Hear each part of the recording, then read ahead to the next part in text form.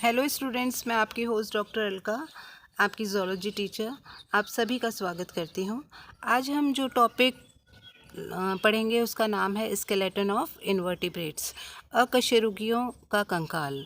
हम विभिन्न जो अकशेरुक हैं उनमें पाए जाने वाले कंकाल की संरचना और कार्य के बारे में डिस्कस करेंगे इस आज के टॉपिक में। तो सबसे पहले तो फ्रेंड्स आओ इसकी परिभाषा हम जानते हैं कि किसे कहते हैं कंकाल। तो किसी भी प्राणी के शरीर के अंदर या बाहर पाई जाने वाली कठोर संरचनाएं जो कि शरीर को मजबूती प्रदान करती हैं कंकाल कहलाती हैं। शरीर में उपस्थित यह कंकाल बहुत सारे कार्यों को करता है, जैसे शरीर को सपोर्ट देना, शरीर के को निश्चित आकृति में बनाए रखना, शरीर के कोमल अंगों की रक्षा करना, ये सब, इसके अलावा इत्यादि ये सब कार्य कंकाल करता है। अब जो है टाइप्स ऑफ स्केलेटन, कंकाल के प्रकार। प्राणियों में मुख्यतः 3 प्रकार के कंकाल पाए जाते हैं: द्रव स्थैतिक कंकाल, ब्राह कंकाल और अंतः कंकाल। प्राणियों के ये तीनों कंकाल, तो पहला कंकाल है हाइड्रोस्टैटिक स्केलेटन या द्रव स्थैतिक कंकाल। प्राणियों के शरीर में पाए जाने वाले द्रव पदार्थ जो हैं वो पेशियों के संकुचित होने पर और फैलने पर प्राणियों के शरीर के अंदर दबाव उत्पन्न करते हैं, और इसी दबाव के कारण प्राणियों का जो शरीर है वो मूल आकृति में रहता है। अब दूसरा है एक्सोस्केलेटन। ये कठोर संरचनाएं होती हैं जो कि प्राणी के शरीर के बाहर पाई जाती हैं, इसीलिए इसे ब्राह कंकाल कहते हैं। फॉर एग्जाम्पल, प्रोटोजोन्स में आपने हीलियोजोन्स और रेडियोलेरियंस को देखा है। फोरामिनाफिरा शेल्स आपने फर्स्ट ईयर में देखे हैं, खूब सारे आपने बनाए भी थे प्रैक्टिकल में, तो ये सब शेल्स हैं जो कि प्रोटोजोन्स पे पाए जाते हैं। इसके अलावा सिलेंट्रेट्स और प्रोटोजोआ के प्राणियों में भी कैल्शियम कार्बोनेट का बना हुआ खोल शरीर के बाहर पाया जाता है, जो कि उनकी संपूर्ण शरीर की रक्षा करता है वो। इसके अलावा इकाइनोडर्म्स के सदस्यों में भी कैल्केरियस प्लेट पाई जाती है जो कि इसकी शरीर की रक्षा करती है, इसके आंतरिक अंगों की रक्षा करती है।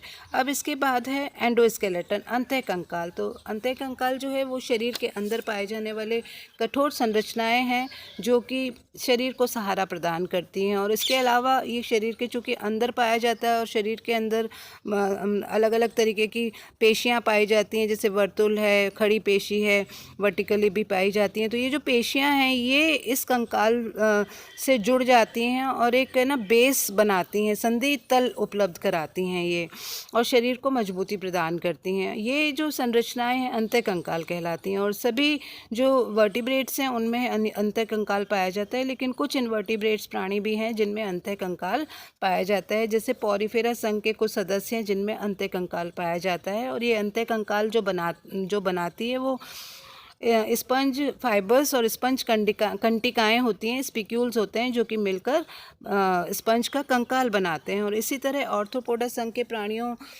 में भी एपोडीम नाम की संरचना पाई जाती है जो कि अंतः कंकाल बनाते हैं।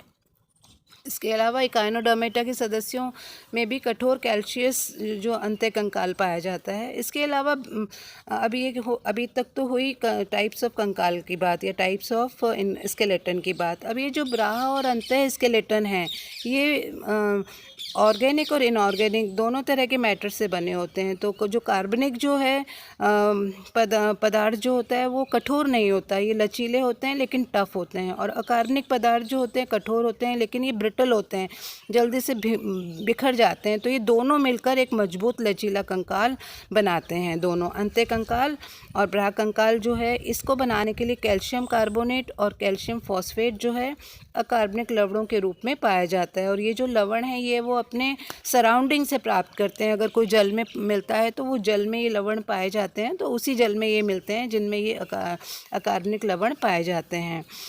अब हम बात करेंगे इसके अलावा मैंने अभी बताया आपको प्रोटोजोआ के जो खोल हैं, कुछ स्पंजेस की जो कंटिकाएं हैं, सिलेंट्रेट्स के जो कॉरल का कंकाल है, मोलस्का का खोल, इकाइनोडर्मेटा की कैल्शियस प्लेट जो है वो भी इन्हीं लवणों की बनी होती है। अब कंकाल निर्माण में सिलिकॉन दूसरा पदार्थ के रूप में भाग लेता है, और इससे बने कंकाल जो होते हैं वो कांच की तरह होते हैं, पारदर्शी होते हैं।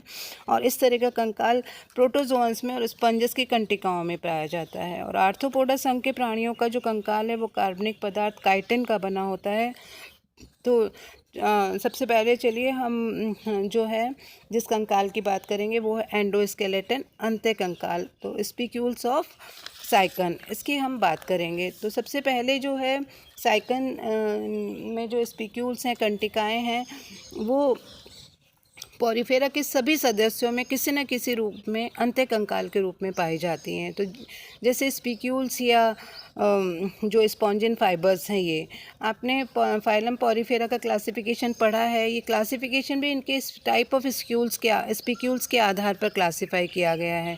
और इस आधार पर पॉरीफेरा को 3 क्लासेस में डिवाइड किया है, कैलकेरिया, हेक्सैक्टिनिलिडा और डीमोस्पॉन्जिया। तो सबसे पहले जो कैलकेरिया है, इसमें जो अंत्य कंकाल होता है वो कैल्शियम कार्बोनेट की बनी होती हैं। इसका कंकाल जो कंटिकाएं बनाती हैं वो कंटिकाएं कैल्शियम कार्बोनेट की बनी होती हैं।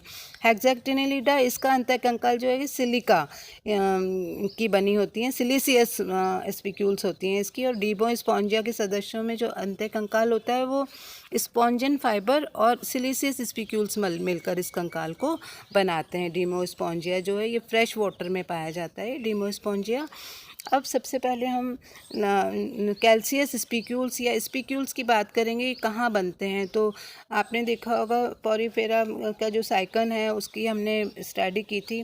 तो उसका जो शरीर है वो द्विस्तरीय होता है, एक्टोडर्म और मेसोडर्म। इन दोनों स्तरों को जो चिपकाने वाली जो लेयर होती है जिसमें लूज सेल्स पाई जाती हैं वो मीज़नकाइम स्तर कहलाता है। और इसी मीज़नकाइम में ये अमेजिंग सेल्स पाई जाती हैं जो कि स्पिक्यूल्स बनाती हैं। और इन सेल्स का नाम है स्क्लेरोब्लास्ट सेल्स, जो कि स्पिक्यूल्स का निर्माण करती हैं। और ये स्पिक्यूल्स जो हैं वो कांच के समान पारदर्शी होते हैं। और ये ही स्पिक्यूल्स डिफरेंट टाइप्स के भी हैं, ये आप स्क्रीन पर देख रहे हैं। डिफरेंट टाइप के स्पिक्यूल्स हैं। इनमें मोनोएक्सोन जो है एक अरिये दिख रहा है, 3 अरिये दिख रहे हैं, 4 अरिये दिख रहे हैं। इसके अलावा 6 अरिये भी होते हैं जो कि अभी इसमें दिखाई नहीं दे रहे, लेकिन 2 और इसमें 4 में 1-2 और लगा दो तो 6 अरिये भी ये हो जाएंगे। तो मोनोएक्सोन टाइप के आप देख रहे हैं स्क्रीन पर 2 तरह के हैं। पहला तो है लार्ज मोनोएक्सोन स्पिक्यूल्स, दोनों तरफ से नुकीला है। और ये जो है ये साइकन में ऑसिक्यूलर फ्रिंज बनाते हैं। ये झालरनुमा स्ट्रक्चर, आप अगर डायग्राम ड्रॉ करते हो तो ऑस्क्यूलम को झालरनुमा बनाते हो आप। तो ये जो स्पिक्यूल्स हैं लार्ज मोनोएक्सोन स्पिक्यूल्स, ये यहीं पाए जाते हैं। इसके अलावा स्मॉल क्लब लाइक स्पिक्यूल्स जो हैं वो साइकन के पूरे शरीर पर पाए जाते हैं। इसी वजह से साइकन की जो त्वचा है वो खुरदरी सी हमें नज़र आती है या थोड़ी सी हमें नुकीली नुकीली सी नज़र आती है। कंटिका में आकृति प्रदान करते हैं ये साइकन। इन्हीं क्लब शेप्ड स्पिक्यूल्स की वजह से ये कंटिका में लगते हैं कि आकृति जो है ऐसी लगती है।